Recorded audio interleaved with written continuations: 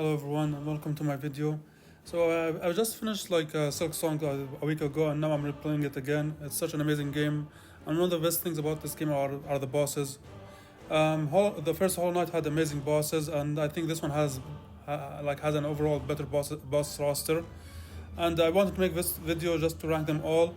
So I'll be ranking them from my least favorite to favorite, and I put an actual tier list. You can see later. But anyways, just a heads up. This is my list first of all, and second of all, I haven't played Steel Soul mode, so there's one specific boss in Steel Soul mode that I've seen footage of it, and it doesn't look anything special, and so I'm not gonna rank it. Also, there's another boss, Garmond. You fight him twice, once when he's infected with Void, and once when he isn't. I did fight him when he was infected with Void, but not when he wasn't in Act 2. But I did decide to include them in the list since they're basically the same, so they're gonna be back to back, or they're gonna be in the same tier place. Anyways, guys, I really hope you enjoyed. I really hope you like this video. Like and subscribe. I'm also planning on making a similar video, but based on people's opinion, not mine. I'm doing like a daily or every 2 days. I'm doing I'm posting a tier list, a poll tier list on YouTube. So for every boss, so go ahead and participate, and I will try to do a video about it. Anyways, let's get started. So this is a tier list I'm going to be using. So at the very bottom are bosses that I haven't fought, so I'm not going to include these, or bosses I don't think these are bosses in general. And then the worst bosses in the game, these bosses I truly despise. And then bosses that I find pretty annoying, even though they're actually bosses, or they have some redeeming qualities, but they're overall very annoying. And then bosses that I think are pretty average, nothing about them is special, but they're not that bad. And then bosses that I think are fun, but nothing amazing. And then bosses that are really good, they're amazing, but not my favorites. And then my favorites. So let's get started. So at the very bottom we have Plasmified Zango. So this is an Act 3 boss, which is kind of weird because he's really basic. He only has like one or two moves. The first one is he spews like a lot of lifeblood, and the other one he just slides around. But the thing that I really despise about this boss is not only is he like a very boring and terrible boss, the whole gimmick of him is that he has a lot of HP, or he regenerates HP really quickly, so you just have to deal as much damage as possible to beat him. So it's just like a really boring gimmicky boss. I remember when I first fought him, I spent 10 minutes and then I just decided to quit because of how boring it was. I came back later and just dealt as much damage as possible and beat him in 30 seconds. So it was kind of depressing, or annoying and really dumb. Alright, up next is the Pale Stag. This is the second worst boss in the game in my opinion. What I really hate about this boss is just how you can only deal 1 or 2 damage before he teleports away, and the whole idea is that you're just chasing him while he throws these razor leaves at you. It's really lame and kind of boring, honestly. It doesn't feel like an actual boss fight. He's just running away and you're just chasing him down, dealing only 1 or 2 damages before he teleports away. It's a really bad boss in my opinion. On to the next tier list. So at the very bottom we have Chef Lugoli. Now my main problem with this boss is that I just don't like the maggot fields too that he throws at you. The whole idea is that if you get hit by the maggots, you can't heal or you can't use your silk, which is really annoying. And other than that, the boss itself is just not that fun. He only has a couple of attacks, and it's just a really basic boss fight. The only thing that makes it difficult are these maggot-filled stews or water, whatever it's called. So it's really annoying. I like the backstory, but even then, I battled this boss recently and I had the Purity of Wraith. So it makes this boss super easy and very basic if you have the Purity of Wraith. So yeah, other than that, there's nothing really special about this boss. So let's move on. I really hated this boss when I first fought him. He's such an annoyance. He has a huge body, so it's very hard to avoid him. Even though it looks simple, the way he just moves is really annoying. But what makes me really hate this boss fight isn't the boss himself. I just don't like how small the arena is. It's very tight, and which makes it very hard to jump around or just to avoid his attacks. But also he summons a lot of enemies and it's very annoying, and sometimes he can summon 3 at once, which makes it really hard to avoid all 3 enemies plus the boss. So yeah, it's a really annoying boss, but even without enemies or the room, he only has 2 attacks, which are really basic, so there's nothing really special about this boss. It's just really annoying with the amount of enemies he throws at you and the small room. Okay, so up next we have Garmond and Void Garmond, or Lost Garmond, whatever it's called. I don't really find anything unique about this boss. He's kind of a nuisance more than anything. especially when he's infected with void. It's really annoying with how long his range attacks, his attacks is. Like he has a huge range, but also when he starts throwing the voids at you, it's really annoying. And the boss itself is just not that fun. It's honestly more depressing than anything. So yeah, nothing really special about this boss. So we can just move on. I truly hate this boss so much. I just fought him again recently, and he's so annoying. The thing that I really despise about this boss is just how big he is. He covers up way too much space, and the worst part is that when he comes from the from the ground and he pops up, sometimes it's hard to avoid him, especially when he starts to throw his needles at you. It makes it really hard. But even then, the boss is extremely annoying, but also not fun. But there's nothing really special about him. His attacks are very basic. He only charges at you or like summons enemies or shoots enemies at you, which is really annoying. But again, nothing special. The only thing that makes me like this boss or like appreciate it is the needles. Trying to avoid the needles and seeing how they are well telegraphed is really fun. But other than that, the boss itself is just really annoying, and he has way too much health. For I guess he's an Act 2 boss, but like still he's so boring with so much health, so much it just drags on and it's really annoying. I wonder how many people are gonna hate me for this, but I found Shine Guardian Seth really annoying, to be honest, more than anything. I do appreciate the battle, it's really challenging and it's like a duel, but the fact that he has a shield and blocks most of your attacks makes it really frustrating more than anything, because you don't know when you can deal damage and when you can't. Like there are times when I attack him, he just decides to block my attacks, which makes it really weird. Like you can't even predict when he's gonna block it or not. But other than that, something that makes me really hate this fight is that you're fighting him in a very weird room. Like it has a very low ceiling, but then it's very long horizontally.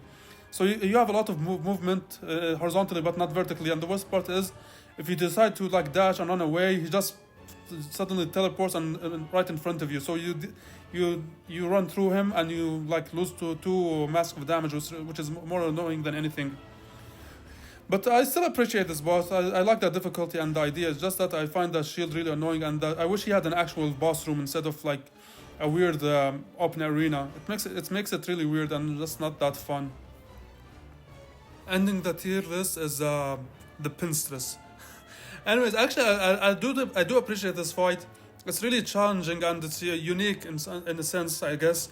But what makes me really find this boss frustrating more than fun, is that she just spends most of her time in the air and flying away from you.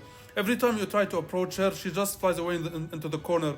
It's like a worse version of Vengefly King or Winged Nosk, which is really sad because I do like this idea. It's like Oro and Mato or like Shio from the first game. But this boss, instead of like spending most of the time in the ground and actually battling you or like dueling you, she just spends most of the time in the air and throwing pits at you like Primal Aspid, but like worse, I guess. It's frustrating because it has potential, but just more annoying than anything. So yeah, if someone likes this boss or like and Seth, I can understand, but personally, I just don't find them fun with how much they block or like fly away or like avoid your attacks. Which I understand, it's a strategy, but like it's not fun. So this is the end of the first two tiers. So these are the bosses that I don't really like and I find more annoying than fun. So anyways, let's move on to the bosses that I think that are alright. So at the very bottom of our next tier is the Moss Mother, which is the first boss in the game. I honestly don't find anything special about this boss, but at least she's not annoying. She's very basic and easy to deal with. You do fight her again, but now with 2. But again, there's nothing really special about the boss. It's really basic. She only has like 1 or 2 moves. And it's a really quick and easy boss fight. It's a good first boss, but again, nothing really special. I just put her here or like above the rest because I don't find her annoying. At least she doesn't piss me off or annoy me. Okay, up next we have the Brood Mother. This is such a weird boss. I remember when I first fought her. It was so weird. Like she looks really ugly. She's weird, and I get that she's like the mother of all the flies that are like working in the slab or like are the security guards of the slab. But again, the boss fight itself, there's really nothing special. She jumps around like Gru's mother from the first game, how she bounces around. Other than that, she tries to pounce you, and sometimes she shoots snots at you. And she does summon some of her babies or like kids every once in a while. But again, the boss fight is nothing special. I just don't find her that interesting, but again, she's not as annoying as other bosses. I'm gonna be honest, I kind of forgot about Chakra. The only reason why I remembered her is because she's in the tier list. So I did fight her, but she's just she's just there and kind of forgettable. The boss fight isn't anything special. She just teleports around and you just have to chase her, and she throws her rings at you. There's really nothing to talk about. But again, nothing annoying about her as well. Like, she's not as bad as the other bosses, but again, nothing special, which is why she's in this tier. Gerd the Outcast is such a weird boss for an Act 3. He's way too easy and barely has any moves aside from like jumping around and throwing like these traps. I like the idea how like he hunts you down and how you find him, but the boss itself, there's nothing special about it, especially for an Act 3. He's way too easy, way too simple. I do like the design and the idea, like I said, but for an Act 3, it's kind of disappointing. He would have been better if he was like an Act 2 or an Act 1 boss. But yeah, overall pretty basic boss, nothing special.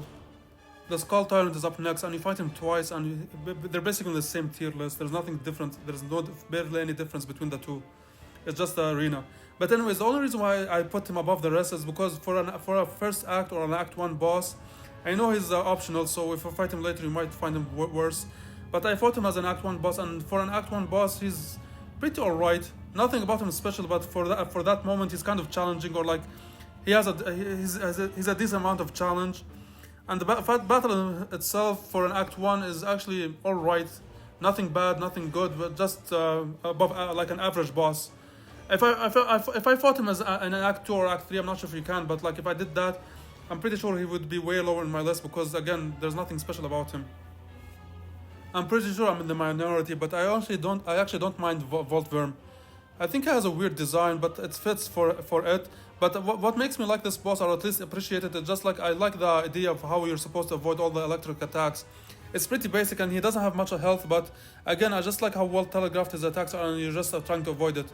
It's a really simple, but I find it fun. It just, for an Act 3 boss, it's kind of really lame, or like even for a late Act 2 boss, it's kind of really easy. I wish he was like a bit harder and had more phases. But for what we got, I enjoy it. Nothing special, but overall, at least it's fun. Now, this boss is really weird. He's the last boss I actually faced, or like the second last boss. But anyways, Watcher of the Edge is actually one of the coral inhabitants, which is something I never noticed. So the whole idea is that I guess he's been watching his land, and with time he became like a stone. So you just have to wake him. But the boss itself is actually fun, in my opinion. It's kind of fun. Though he's fast. He has like He has like good attacks, and it's fun to avoid. It's overall a good boss, but for me it feels more like a mini boss. And the issue is that you fight him in Act 3. So for an Act 3 boss, he's really easy. Like if this was an Act 2 boss or Act 1, I actually would have put him way more higher because overall he offers a good challenge and he's actually really fun. It's just that he's really easy for an Act 3 boss, and it doesn't feel like that. He feels more of a mini boss more than anything. That's all for this tier. So from now on, all the bosses I actually really like, just that it depends on how much I like them. So let's move on. Now you'd think I'd like these bosses more than I do like the Cogward Dancers, but in reality I think these bosses are much worse, even though they're supposed to be more difficult. My main gripe with this boss is that it's a worse version of the Cogward Dancers. It's much shorter with only 2 phases instead of 3, and the fact that you can only hit one of them makes it really annoying because what I liked about the Cogward Dancers is how you can focus all your attacks on one or just hit them equally. Like you can strategize how much you want to hit them. And based on if you focus on 1 or 2, you can like make the battles faster. So there is a strategy behind that. But this one you can only attack one, so it makes it really boring and more frustrating than anything. And also it's really short. Like it's really weird for an Act 3 boss to be this short. And it's not even that difficult compared to like Clover Dancers or like Cogward Dancers. They're almost the same difficulty, especially for an Act 3 boss. It's kind of disappointing if you ask me in terms of difficulty, and like the fact it's just based on it's just a worse version of a really good boss. Up next is Morwing, and for an Act 1 boss I actually think this one is really good. I don't think it's amazing or anything, but it offers a good challenge for a first act boss. It has some nice attacks to avoid, like the ones that saw blades, the way it moves in an arc. It's kind of fun to avoid or like to dodge, and I like the challenge that it offers. I'm kind of upset that they actually nerfed him because honestly I don't think he's actually that difficult for an Act 1 boss. There are way more difficult bosses, And even Splinter Sister, like I don't understand why they nerfed these two. They're way too easy for, like, they're actually more easy than they are hard for an Act 1 boss. But regardless, I do like Morwing. I think he's a, like I said, a good one, Act 1 boss. Nothing more, nothing less. I'm pretty sure I'm gonna piss a lot of people off, and I feel like people are gonna click off this video from now based on this. But I'm just gonna say it right now. I actually enjoyed the second Savage Beast Flight battle for multiple reasons. First of all, you're already familiar with his patterns based on the first fight, so you're actually prepared this time, which is actually, in my opinion, better. But also, the reason why I like this boss fight much more and why I actually find it enjoyable is because the arena is much more bigger. You have more freedom of movement, especially like aerial movements. But I also like the idea of how you lose some platforms here and there, so you have tried to like strategize where you want to lure him to, and which platform he should break. I like the arena. I like how big it is. You have a lot of freedom of movement, a lot of ways to strategize. And I know the enemies are annoying, but the thing is that you can use the magma bell to reduce the amount of damage you take from the small enemies and from the magma, from the lava itself. So there is a way to strategize to get less or to receive less damage, which is really nice.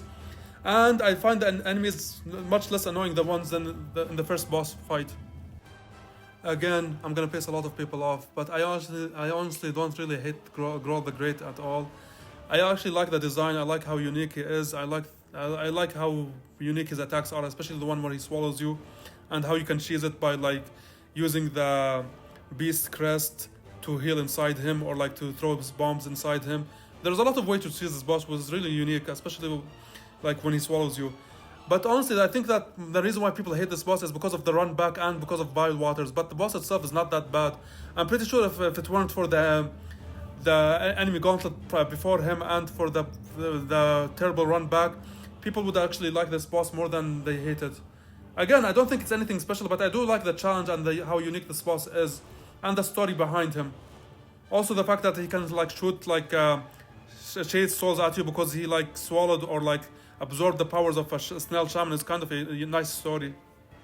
I find most of the optional Act 1 bosses more disappointing than anything, but like there are some exceptions, and this is one of them.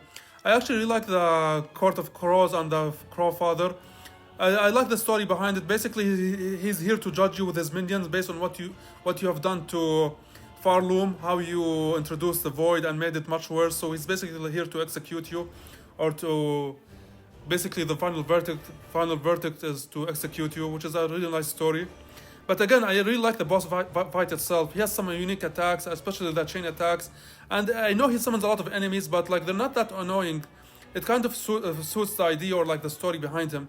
And I just like the design and the backstory behind this boss. It's kind of unique. Like a judge, you're fighting a crow judge, or like a godfather. It's kind of unique, and I really like it. I don't know how people what are people's thought on this boss, but personally, for a second boss or like as the second boss in the game, I found him to be really good. He offers a nice challenge for a second boss. He's not that hard, but like he's not a pushover. He has some nice attacks with the bells, how he drops some bells, and the fact that he has a second phase also makes it really unique for us, for a really easy and early game boss.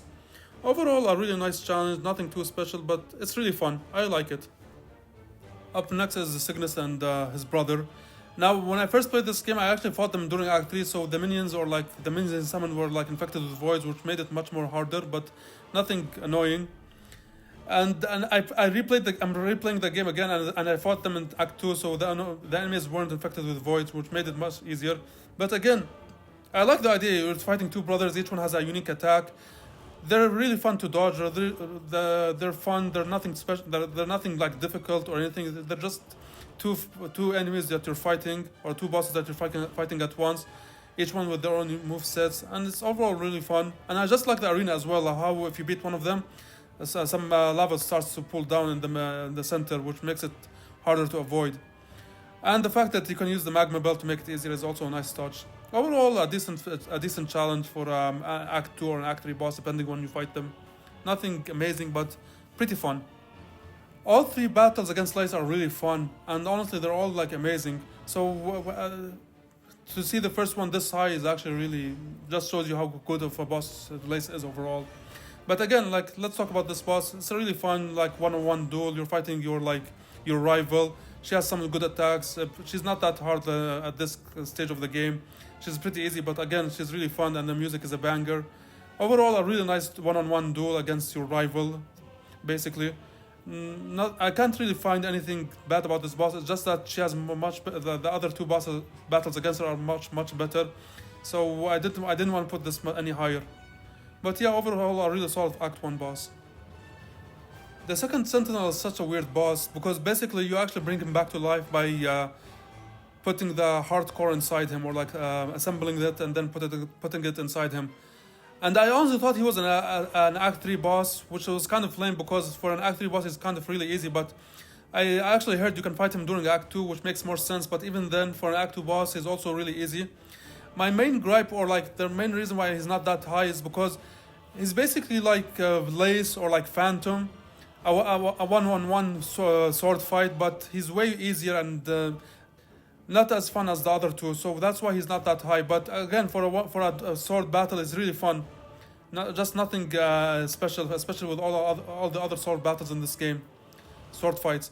But yeah, I like this boss. I like the story behind him. He has a nice design.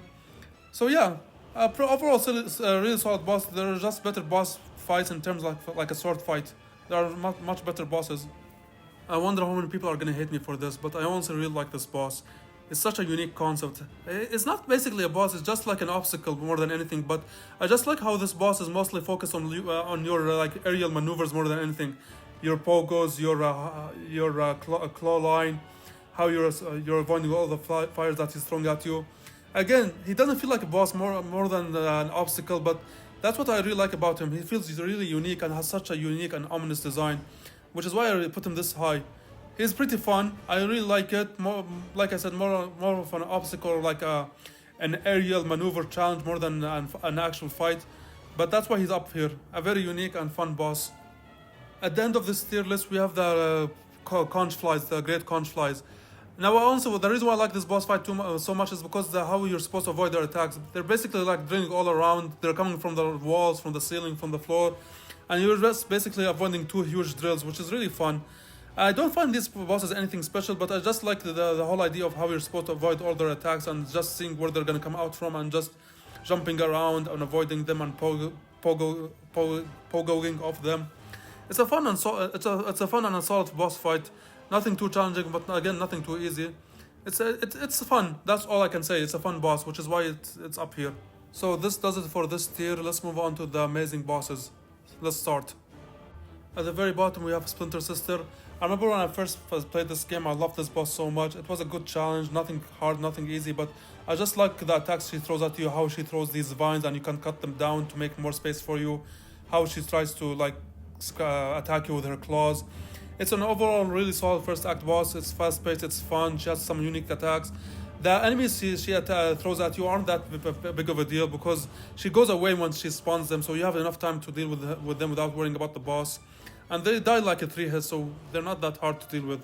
But overall, a really solid fight. I'm kind of upset that they actually nerfed her because she wasn't even that hard to begin with, so why nerf her? I did replay her against I did battle her against the nerf after the nerf, and I'm kind of upset because she feels way too slow now. But I still like this boss a lot, especially before she was nerfed. Like, she's still an amazing boss in my opinion. I still like her a lot. The fourth course is up next, and what an amazing boss.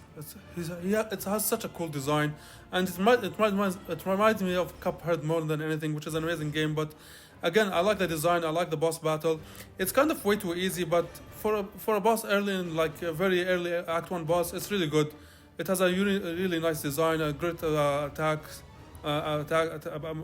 great number of attacks. It's overall really fun to avoid the attacks, and I especially like the fourth phase where you have to use the air turbines to like destroy the rock on top of it and to finish or like to deal the final blow. Overall, a really amazing boss with great music, great design, and just a really fun early game boss. Up next is the Bully Eater, and one of the reasons why he's this high is because of the design. Someone said like in their own boss ranking is that they don't have many bosses with like huge scary designs, like huge bosses, and I agree with him. So having one that is actually like a huge boss, like a really huge boss, is really nice. And the whole idea of like fighting a huge centipede or like a millipede is such a cool idea. I really like the design, I like the challenge it offers, I like the boss battle itself. It's such a unique concept. The whole idea is that you're supposed to like attack its behind or like its head while it throws poison at you, and its like legs or like its body segments act as like walls. But if you get too close, it can scratch you. And then he has like these attacks where he just crawls in the air or crawls on the ceiling, crawls on the ground, and so like throws down or like lets some bells drop on you from the ceiling. It's such a fun boss. It's a good way to start Act 3, thinking that your ride has been eaten or like the Bell Beast has been eaten. But then the ending where the Bell Beast actually destroys the Bell Eater is such a nice way to end this boss. Overall, a really good start for Act 3. I feel like I'm the only one who actually really likes this boss. So instead of fighting two of them, you fight one, but this time he summons his minions at you. And the reason why I like this boss fight so much is because the minions he throws at you or like he summons don't feel like an obstacle, or like you don't have to actually beat them or kill them. They're more there for like the boss itself. The whole idea is that you're supposed to avoid all these drills that are attacking you from the ground, from the floor, and it's just really nice how you're supposed to avoid all these drills that are like aiming towards you, that are coming from the ground, from the ceiling, from the floor, from the walls. It's such a cool idea, and it's just a fun, fast-paced, well-designed boss fight, in my opinion. It's one of those bosses where the enemies actually fit in the arena more than anything. Like it's not the enemies aren't a nuisance or like an annoyance or like makes the boss worse. It actually makes it better. If it weren't for the small enemies or like the multiple drills, basically, this boss wouldn't be that much fun. So the last two tiers basically consist of my favorite bosses in the game. These bosses are like the top bosses in the game. They're the best. They're near flawless, and they're equivalent to the best bosses in Hollow Knight. So let's get started.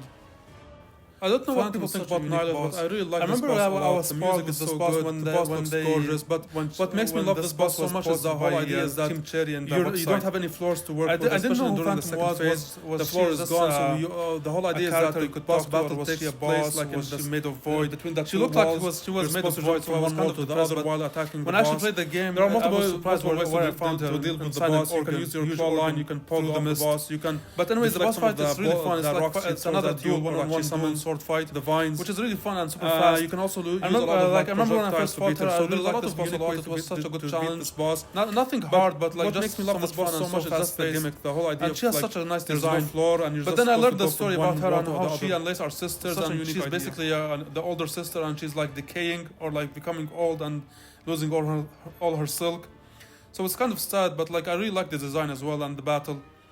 I did fight her again, and she's really easy, but overall really fun.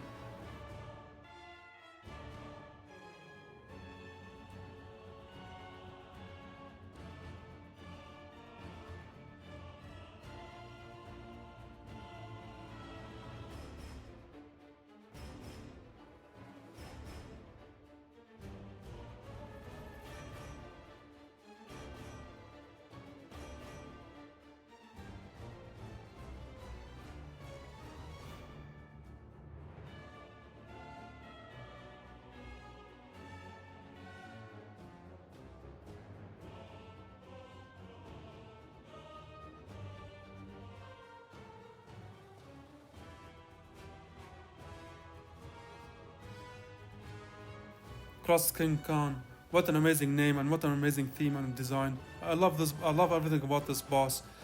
And I know a lot of people seem to complain about the gauntlet in Coral Tower, but in my opinion, this is one of the most enjoyable gauntlets. It feels like a Colosseum of Fool, but it's just so much fun. I like how unique the enemies are, how they're only found in this place.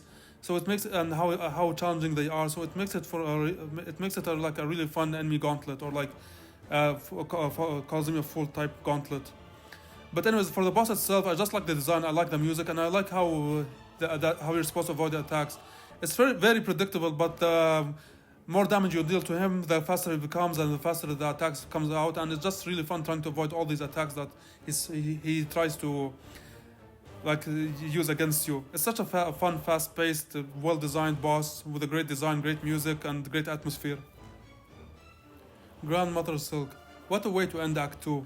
This is such a fun boss. It's kind of easy for an Act 2 boss, but or like for a presumed final boss, but the boss itself is just really fun. It kind of reminds me of the Radiance, the color, the attacks, especially how she uses the needles and how you're supposed to avoid them. And because of the aerial movements in the game, it's just really fun avoiding all the needles and all the attacks. It's a pretty easy boss, but it's just really fun. Great atmosphere, great music, and the attacks are just fun to dodge. Especially her second phase, where she starts to like summon spikes on the ground, and you're supposed to avoid them and avoid all the needles and all the boulders that she's like that are coming out of the like falling off the ceiling. A pretty nice ending to Act 2.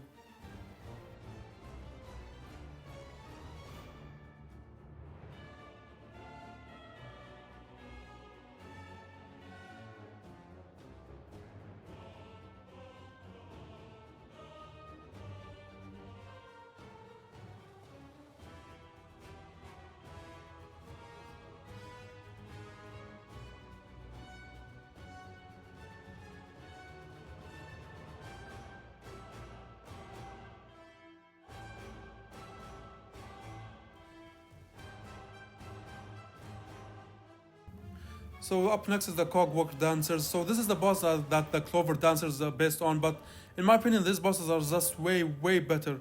The atmosphere is much more nicer. They have a much better design, much more nicer design. I like the music more, and what I really like about this boss more than the Clover Dancers is that, first of all, you can attack two of them instead of one, so you can actually this is more aggressive or more offensive than defensive, which makes it really fun. But also you can strategize how you can attack them. Like, do you want to focus all your attacks on one boss, which makes it go faster, or are you gonna split your attacks, which will make the boss fight go much longer?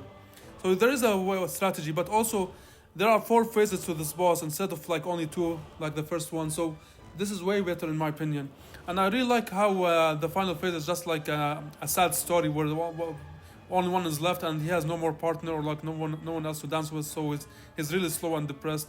Such a nice boss, really fun, great atmosphere, great music, and a nice storytelling.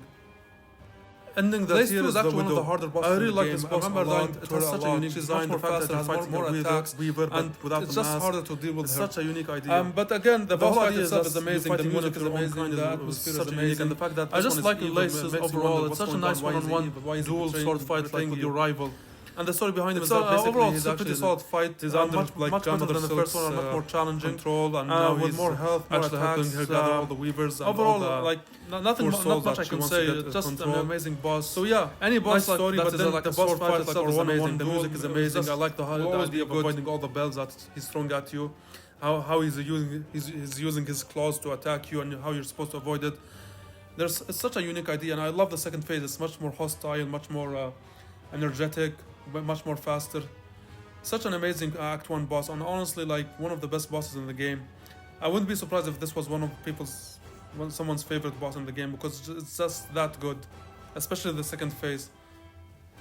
Okay, let's move on to the final tier list. So these are the best of the best bosses. These are my favorite in the game, and they're in order. All these bosses are in order, but these ones I'm pretty sure are in order. I like them all a lot. They're masterpieces. So let's get started.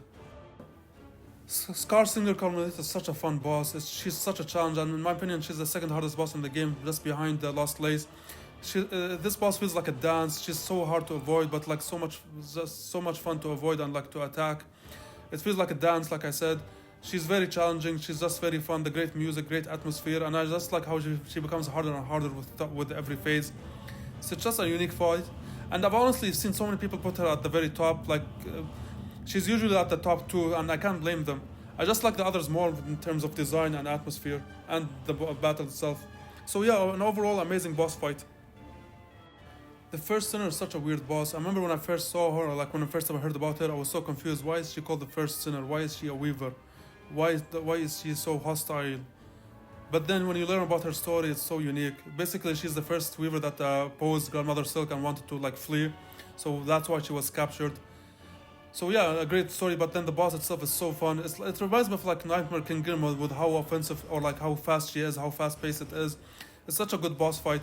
She's basically like Grandmother Silk, but more offensive, much more faster, and basically like a mix of Grandmother Silk and the Widow. But she's much more faster, much more aggressive, much more fun. She's harder, and the second phase when she starts to use her rune attack, it's just so much fun. Overall, a really solid boss and one of the best in the series, with great atmosphere, great design, such a unique lore behind her. Overall, amazing boss. I love it so much, and I've seen people put her at the very top, like as a favorite, and I can't blame them. The Last Judge, what an amazing boss. Such a unique design, such a unique name, the atmosphere, the stakes and that this boss holds. The whole idea is that after going through the blasted steps, you do not want to lose this boss because of the run back. It's not that bad, but it can be annoying. But what makes me love this boss so much isn't just a run back, is that for an Act 1 boss, it's so challenging, so much fun. The pressure, the stakes, the music, the design, the atmosphere, everything about this boss is, in my opinion, perfect. And the attacks that he throws at you aren't that hard once you know how to deal with them, but it's so aggressive that you can panic any time and just lose your momentum. And they're really fun to attack, to avoid, and they're all punishable if you know what you're doing. Overall, an amazing fight, and I just love this boss so much. Like, this is one of the best bosses in the series. Easily a top 5 if you ask me, in terms of design, music, quality, atmosphere, lore. Everything about this boss, in my opinion, is perfect. It's such a good boss. The runner-up for this tier list is the Trobio and basically Tormented Trobio. I decided to put them together because I love them equally, honestly, and basically they're the same boss, but one of them is more harder and more like challenging, and I'm not sure if that's a good thing or a bad thing, honestly, it depends on you ask, but generally speaking, Trobio is probably my favorite character in this game, like side character. I just love the energy, the charisma, his design, how he's like an entertainer. Everything about this boss is perfect in my opinion. The attacks he throws at you are just so much fun to dodge and so like energetic and so atmospheric. I love the design. I love how he screams his name, Trobio. Such a good boss in my opinion. And the second battle against him, like Tormented Trobio, is really good as well. Like this boss is so much fun in general. Like no matter which boss battle it is, Tormented or the normal one, they're both such a challenge. They're both such a treat. He's full of energy, full of charisma.